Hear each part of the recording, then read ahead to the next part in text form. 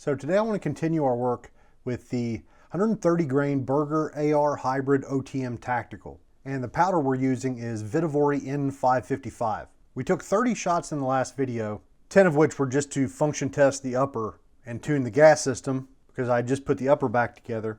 But the other 20 shots we used to evaluate a couple of primers and to shoot across a pretty wide charge weight range to see if we ran into any pressures and to see if the velocity graphs we got could give us any insight. This was the velocity graph I showed at the end, where we had both the CCI BR4 and the Remington 7.5 primers on there. In my opinion, the two tracked pretty well. Didn't seem to be a whole lot of difference. And in that video, I said I was interested in the BR4 range between 43.5 and 43.9. Several of you guys mentioned that the 42.9 to 43.3 range looks a whole lot better. And I agree with that. It jumps out a whole lot better once we remove the Remington 7.5 line from the chart. So that's what we're going to shoot today, is 43.1 grains with the CCI BR4 primer. Is this a good choice? Is this an informed choice? Is this chart actually worth anything of value? I don't know. I'm not convinced, but this bullet is not really the place where we can dive deeper into it. We've only got 100 of these, so I've got 70 of them left, and I'm kind of using this as an opportunity to just call it good enough and move on. Now, the next bullet we shoot, I'm going to have more of them and we'll dive a little bit deeper. But for this one, 43.1 is our charge weight. And the velocity we should see is 2668. So we'll see if reality matches that expectation. Oh, a wasp has come to join us. Let's see if I can get stung.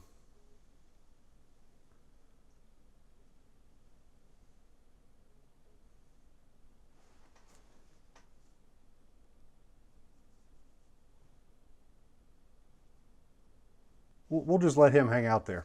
Where were we? Okay, we got our charge weight. So the other variables that are left are neck tension and overall length. In the last video, we stuck with VihtaVuori's listed overall length on their data, which was 2.677 inches.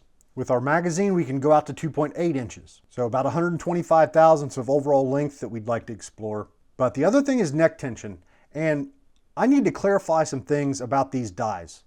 So this set of Wilson dies was a poorly explained subplot of the last video. So I just want to take a minute to explain that this is a really poor choice of dies for this application. And by that I mean, magazine fed guns. Getting a ding on your neck during ejection, that's just normal. Or having a neck that maybe gets a little bit more damage. You're going to have these things. So this fooling sizing die, this bushing type fooling sizing die, the only thing that happens to these necks during the sizing process is it's squeezed up into one of these bushings to set its outer diameter. So it's not going to repair case dings, or it's not going to make a graceful job of trying to straighten this sort of stuff out. Where a standard fooling sizing die, where it goes up into the die, the neck gets squeezed down, and then an expander ball is drugged through the middle, kind of both sides of the brass get a chance to get issues ironed out. Just not the case here with a bushing type die. I pulled these out for that video just because, I bought them and they are amazing and I want to use them, but it's definitely not something I would recommend. Now, at least on the sizing side of things, the better course of action, in my opinion, is just to, use a standard fooling sizing die with the expander ball, or you use a fooling sizing die. I keep picking this one up. That's a bushing type. We need a standard. Here we go. Bog standard Hornady fooling sizing die for 6.5 Creedmoor. Either we just use this, or we remove the expander ball, size the outside of the case with this, and then use an expanding mandrel to open the necks to our desired neck tension. Hopefully that makes some kind of sense. Now what I can do in this case, so I've got some necks that need cleaned up, but I want to use this bushing die. I can go ahead and use a large expander, like in my K&M. There we go. So this is a 30 caliber expander that I would use for neck turning. The expander is right around bullet diameter, I believe, or just a little bit bigger. 3085. So the first step I'm going to take is to run this large expanding mandrel through all of these necks. That way, whenever we use our bushing type fooling sizing die, we don't run into all of the issues I just mentioned. So I have three sizes of bushings for this die. 287, a 288 that's in the die, and then this 289. So the 287 will give us the most neck tension, and the 289 will give us the least. So we should be able to test some of this without even going to the range, because with the AR-10 that we're going to magazine feed, we can only go so light with our neck tension before our bullet's moving during the feeding process for the rifle. So let's size a piece of brass with each one of our neck bushings, and then we'll just feed them off the magazine a couple times and make sure they're not moving. I have a feeling that largest bushing is not going to give us enough neck tension for this application. Good grief. I'm losing it, folks. All right, I put the 6.5 millimeter in there, which I guess that 308 measurement I showed you a few minutes ago is probably not very helpful. Yeah, so this one's right at 264, right about there. They're right around bullet diameter. Okay, there we go. That one didn't even touch. This one here has got a little bit of a ding in the case mouth. Let's see what it feels like. Yeah, pretty much no pressure.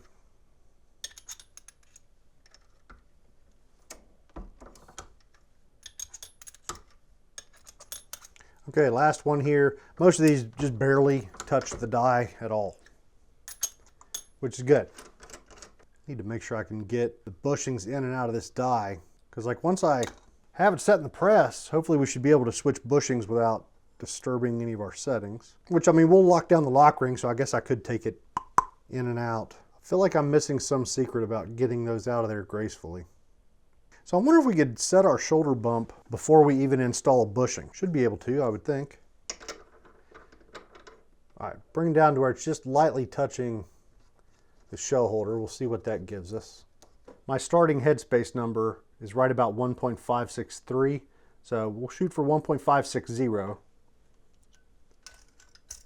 And hopefully we can dial it in quickly here.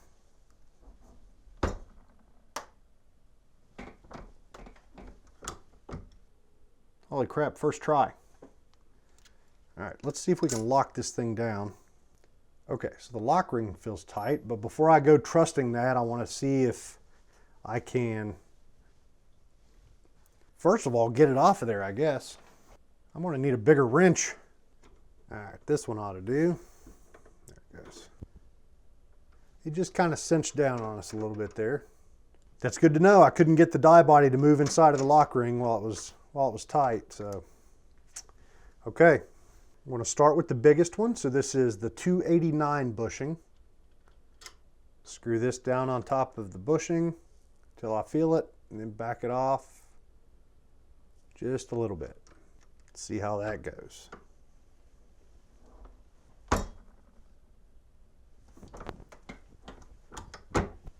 Yeah, the headspace grew just a little bit. I'm not getting the same bump I was.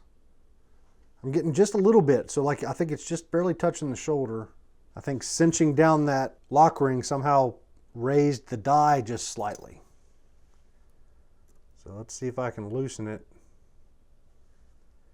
and then get it tight again after a really, really small adjustment.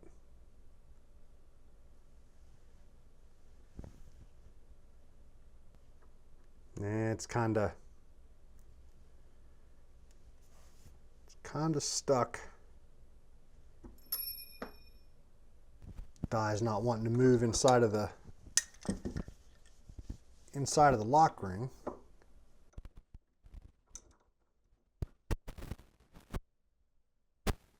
This one's going to be a pain in the butt to adjust. Hopefully we don't need to adjust anymore. Hopefully that right there is just about perfect.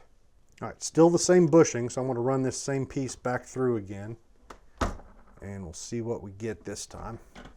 Yeah, we got most of it back at about 1.561, so about 0.02 of bump, which is good. Coax the bushing loose without feeling like I'm digging into anything in there. I got it loose. Now if I can just get it high enough to get a hold of. Nope, I give up. I'm going to put the bushing right beside that piece of brass so we don't lose track of them. And next is the 288 that we used in the last video.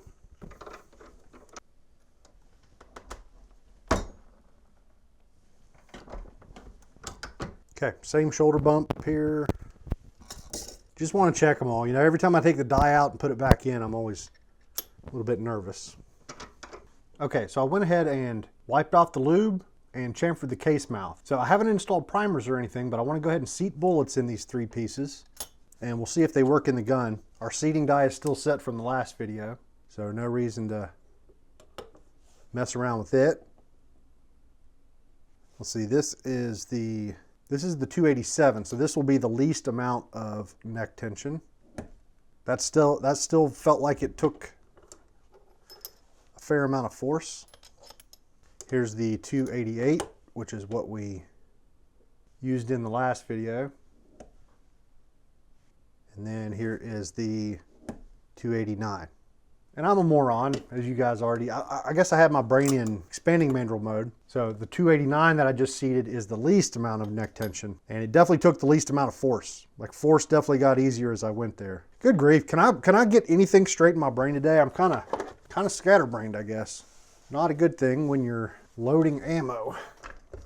Before I do anything, I should probably double check overall length and make sure they are all identical. It should be, or at least pretty close. So actually our overall length is getting a little bit shorter as the neck tension goes down. So this is the least. This is with our 289 bushing, comes out to 2076. We set it to 2.080 in the last video. So here's the middle one, which is what we used in the last video, 2.077. Now keep in mind, no powder in here, so that definitely might be a part of it. And then the tightest, 2.078. So we'll just keep that in mind, just a couple thousandths, nothing to freak out about too much. I'm gonna lock the bolt to the rear and just drop the bolt release. I'll do it 3 times on each one, and then we'll do some measurements.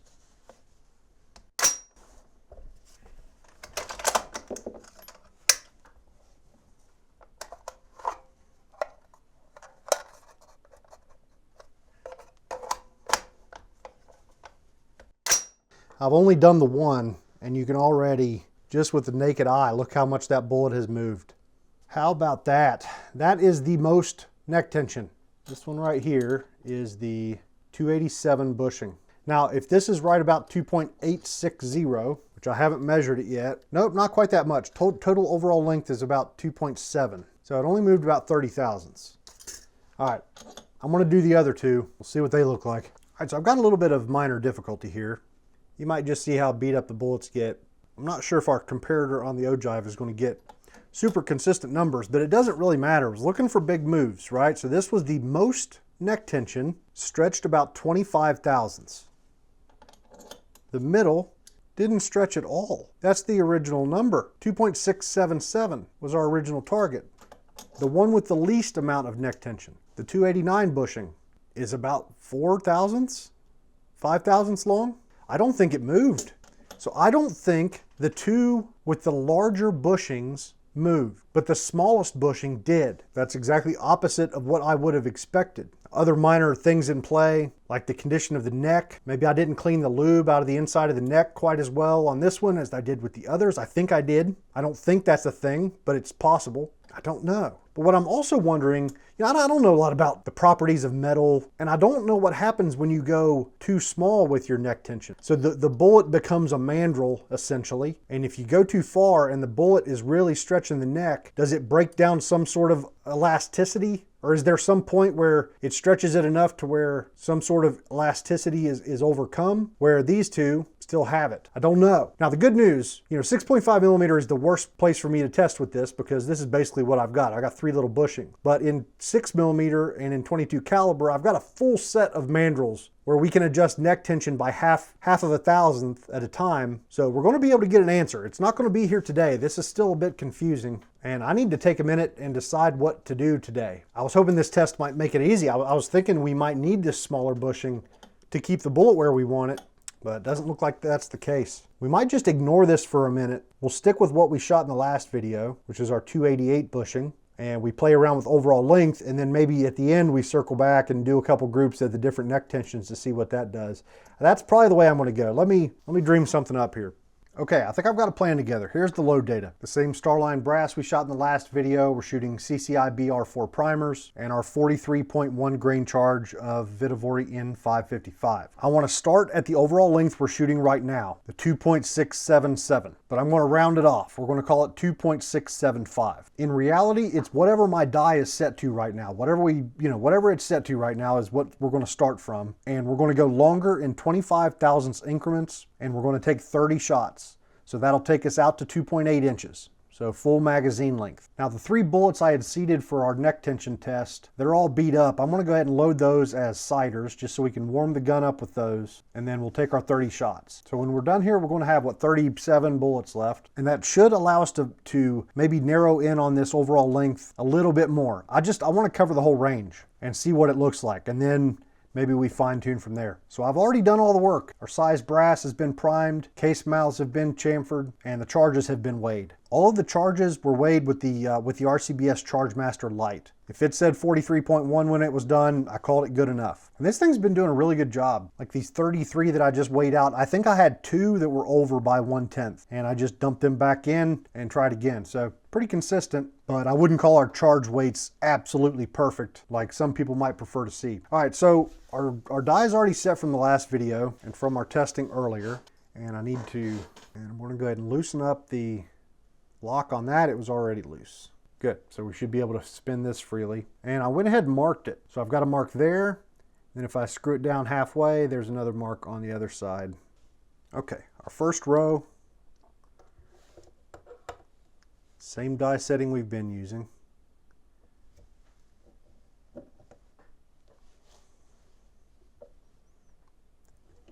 Felt pretty good.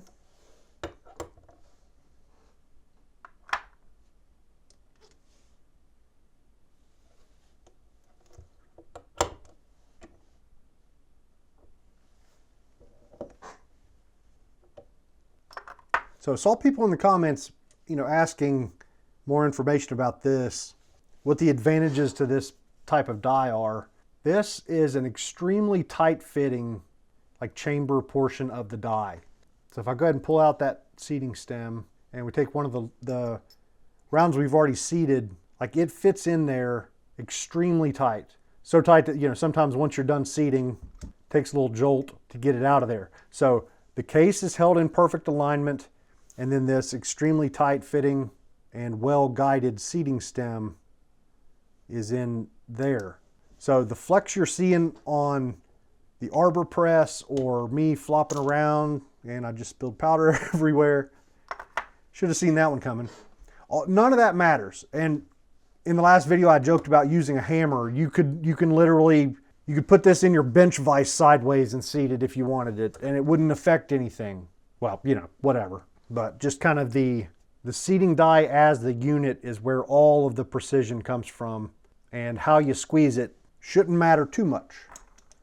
Okay, so I got that charge reweighed, got that bullet seated, and we're going longer, so I need to back this out a half turn. I need to be careful, my little Sharpie marks are going to get rubbed off. Okay, there's the next setting.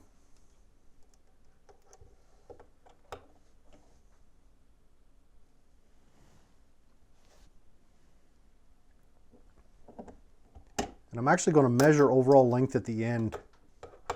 We'll see if it actually is 25 thousandths difference between each one. Okay, 25 more, and so on. Okay, bullet seating finished up, silky smooth. So here's the last one, and our target is 2.205, and it is exactly 2.205. Let's grab another one. 2.2045, 2.2045. 2.2045, good. Okay, let's go, let's see. 2 rows before that should be 2.155. Pretty much perfect. So, for instance, this one was supposed to be 2.750 total overall length. Let's see where the numbers actually are. There's a 2.753, 2.756, 2.755. So we might be just a little bit long. I'll tell you what, our 2.8s might be a magazine problem. Yeah, 2.803, just a little bit over. Let's grab the magazine real quick and double check before we go out to the range. Okay, they made it into the magazine, and looks like we got a couple thousandths to spare. Not much, but enough. All right, let's get out to the range, see if we can shoot some groups. So I've got a pretty nice day out here. It's just over 50 degrees. Target is at 100 yards. I'll collect velocity with the lab radar chronograph. Don't expect any significant difference as we shoot different overall lengths, but it's always fun to watch it anyway.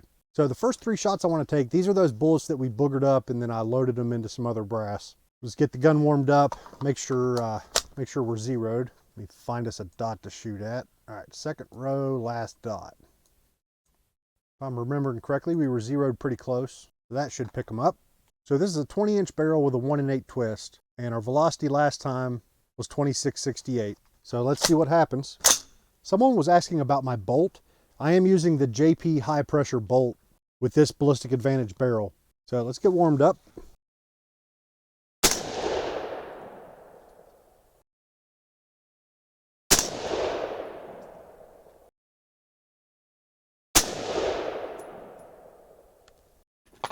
Those 3 pieces of brass look great.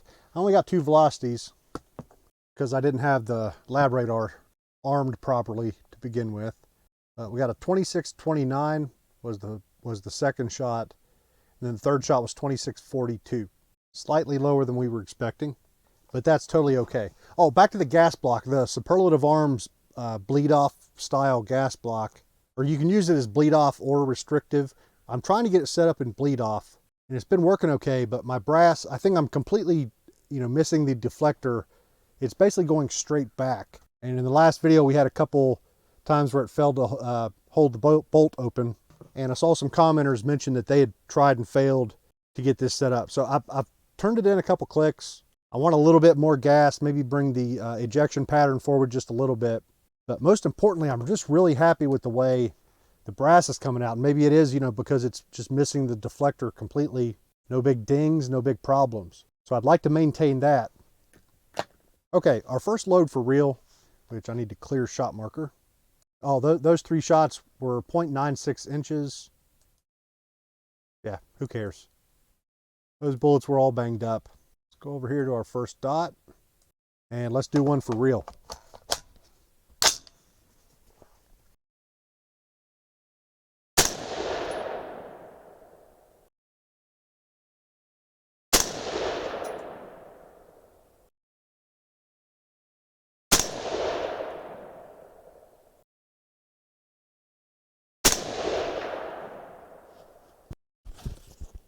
Don't screw it up.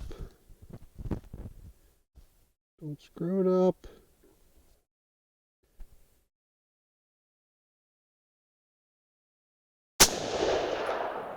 Oh, I didn't screw it up. Oh, baby. 0.34 inches. I screwed it up a little bit, didn't I? Okay, velocity 2627. Standard deviation 7.3, extreme spread 16. 0.34 inches. Kiss my butt. I mean, I think we're done, right? Doesn't get much better than that. All right, what were we shooting before I screwed it up? Oh my God, it was 0.27. Oh man, still pretty darn good. All right, I think this is going to be a good day. And I'm going to have to force myself, take a break between groups. Don't get the gun too hot. This isn't no little 223, you got to give it a minute to rest. Tell you what, that ejection pattern does look pretty good. So I think that couple of clicks on the gas block did improve things as far as ejection pattern goes, but still no problem with the brass. They're still going way back, maybe a little bit farther back than I'd strictly like, but I'm liking the way this brass is coming out. You might have noticed earlier in the video, I had a couple rounds marked with blue marker, and it was 3 pieces of brass in that first group. And those pieces of brass are the ones that I had used with those other bullets during our neck tension testing. And then once I was done with that, I ran them back through, like I fully sized them again. Or I did the expanding mandrel, I fully sized them again. And I just wanted to mark them in case that first group was a little bit funky. Maybe we could track down what was going on. Clearly that first group was not very funky. I also have a theory on the lower velocities today, but I want to wait and see how it plays out. We'll talk about it later at the bench.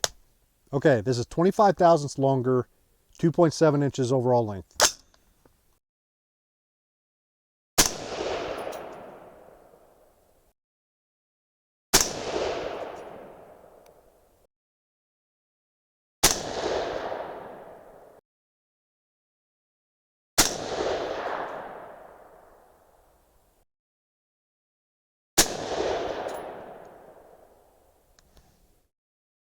Well, I don't know what to think of that. Pretty much the same velocity, 26.28, standard deviation 8.8, extreme spread 24. 0.72 inch group. Not going to get discouraged. Just going to move on to the next one. Try my best.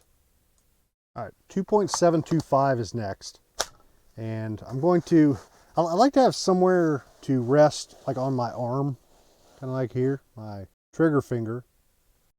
And for some reason, I'm fighting that a little bit today. So the Cordura bag I was using, I'm going to put away for a minute and switch to a softer sand bag that maybe I can get formed a little bit closer to the way I want.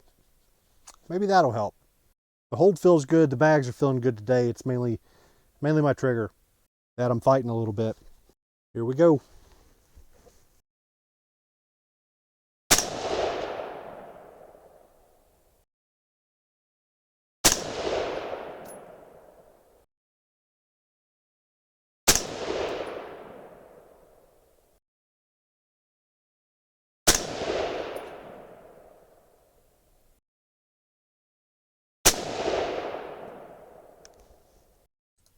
Okay, so that's a 0.91 inch group.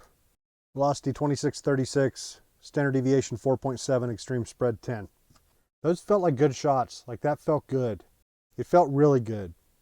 So what I want to do is take an extended break. Luckily it's early in the day, like I can take an hour or something like that, just to let the gun fully come down, just to be sure. Because that's a pretty dramatic shift and things aren't getting better. So I've held out a little past 45 minutes. It's like 50 minutes. All of the metal parts of the gun are cold to the touch.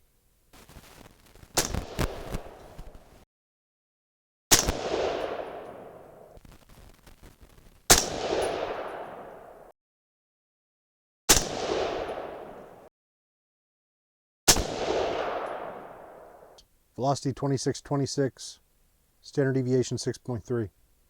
Pretty happy with these velocity statistics. All right, so I'm not going to take an hour this time, or 45 minutes, whatever. But I'm going to take 10 or 15. I guess if the sun's going to stay out, I should tone down those camera settings a little bit. Okay, 2.775 is next.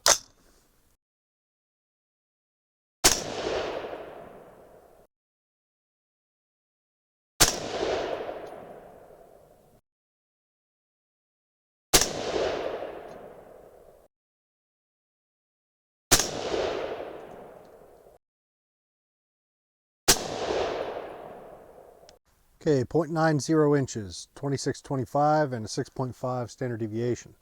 Well, those first couple shots had me hopeful. Okay, one more group to go after a brief cool down. Okay, last group, full magazine length, 2.8 inches. Let's see what happens.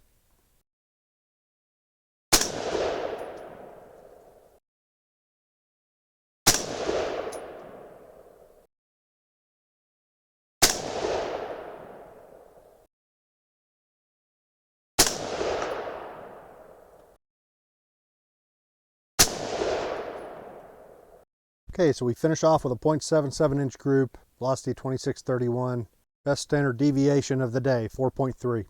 Yeah, it's a little bit aggravating. You know, a tiny miracle group like this just kind of screwed up the whole range day, right? Like our worst group of the day was 0.91 inches, the third one. So like that's a good day on the range with your AR-10, right? For crying out loud. But the hope and promise of that little guy kind of overshadows the whole thing, doesn't it? What we got left? We got 30 something bullets left. All right, let me think this out. Let's get back to the bench. So did any of you guys have that friend in high school whose first girlfriend was just absolutely smoking hot, totally out of his league? It lasts like 2 months, but it leaves him with completely and totally unrealistic expectations. That's kind of how I feel here. Now, this is what we're looking for though, right? We're looking for the places where it's good and the places where it's bad as we change things, like we're messing with overall length today. So the optimist's view of this target is that the 2.675 inch overall length was incredible, clearly much better than all of the others. And all that's really left is to shoot a verification group to make sure we can repeat this result, and then we shoot in small increments up and down to kind of figure out how wide the node is. So that's going to be the plan going forward. But I can't help but think this was just a lucky group. You might notice I moved the shot holes on shot marker over to where they lined up with the dots here, because I thought shot marker was showing some shifting point of impact that I wasn't seeing on the real target. So just moving it here makes it look better, but I think I got a little bit sloppy when I was making my target. So that's kind of how shot marker works is, you know, there's this virtual target and I need to hang my physical target at the perfect spot, and it needs to be, you know, it can't be crooked or anything like that. It has to match perfectly. And you know, we're talking, I'm making Sharpie marks on a piece of poster board and using stickers, right? It's never quite totally perfect. So I think that's what happened here, especially with like the 6th group, how it looks like it's low. I think that was actually my line. I just didn't have the distance between my lines correct. But overall, pretty good stuff. I mean, at the very least, what we definitely know at this point is that this is an awesome powder and bullet combination for this rifle. And any of the groups we shot today, I consider that excellent performance out of the whole Aero Precision setup. Wasn't sure it was capable of this. Now I think there are going to be people that say that going in 25 thousandths increments, we were jumping over the nodes. So between all of these longer groups are smaller groups waiting to be found in between. And that might be the case. But let's just imagine for a second that this 2.675 inch overall length, which was, you know, the recommended length on the load data, let's say instead of starting there, I had started at magazine length, which I really strongly considered whenever I was starting the first video. I'm like, I don't want to shoot short. You know, the charges are going to be a little bit compressed, and seating it deeper is just going to make that worse. So I really considered starting at 2.8. And if I had done that, would I have ever even shot this short? Would I have ever even made it to 2.675? I doubt I would have. Like, that's a lot. See, I think I had, so at 2.8 inches, I've got about 65 thousandths of jump to the rifling, to the lands. So we're 125 thousandths farther than that. So I think in an alternate universe where we had done this a different way, I don't think I ever make it this far. It's a long jump. We're going to find better performance up there closer with less jump. So maybe this is a good lesson. So I'm sorry about the various audio issues I had today. Man, I have had nothing but audio issues every single video, it seems like, and it's always something different. Today it just happened to be like I was wearing a hoodie, and where I had clipped my microphone was rubbing up against the hood really bad and making that awful crackling noise. Yeah, I had one week where I bought a wireless setup, and I finally figured out that my Bluetooth mouse was interfering with that. And then another week I was running this recorder, and instead of feeding it AA batteries all the time, I had hooked it up to my USB hub, and apparently it puts out noisy power because that caused a buzz. Like, it's just been thing after thing after thing, and it's never been the same thing twice. So sorry about the audio issues. A lot of snap, crackle, pop. Sorry about the headphone wears. I hope it wasn't too bad. The lower velocities. We were 50 feet per second slower today than we were in the last video. I know it's not my scale. Every single time I turn on the scale, I test it with my check weights. I have confidence in my charge weights. But this was a little bit of an experiment, because after the first video, after I finished loading the first video, it was a rainy day, and Bolt Action Reloading over on his channel has been finding some really, really shocking results on humidity testing powder. Like, the humidity of powder, or the humidity that powder is exposed to, can cause some pretty crazy swings. So what I did on that rainy day was I left the powder in the hopper of my Chargemaster light and just let it be exposed to the normal humidity levels. Then I put it back in the bottle. So that's what we shot today. This powder was exposed to high humidity for a couple days, and we saw lower velocities. Now, what I bought a while back to test some of this stuff are some of these little humidity packs. So this is a 32% humidity pack. Very, very dry for my area. We don't see 32 unless it's the middle of winter. January, February, those are about the only times we see those numbers. So what I'm going to do is I'm going to take my remaining N555 and I'm going to put a bunch of these 32% Humidity Packs in there. And I'm gonna let that sit for a while. At least 24 hours, maybe 48 hours. And that's what we'll load in the next video. Now I would include that in this video, but I'm out of time. This video needs to go up for Sunday. So this coming Thursday is Thanksgiving. And I'm gonna release a video at 8 p.m. Eastern on Thanksgiving. And it'll be that. It'll be our dried out N555. We'll see if that changes any velocity. We'll take this 2.675 inch overall length that we shot the tiny little group with, and I want to load a 10-shot group. And then we'll do some 5-shot groups in 3/1000ths increments, shorter and longer. Does that make sense? Here's the load data. I just looked at my local weather.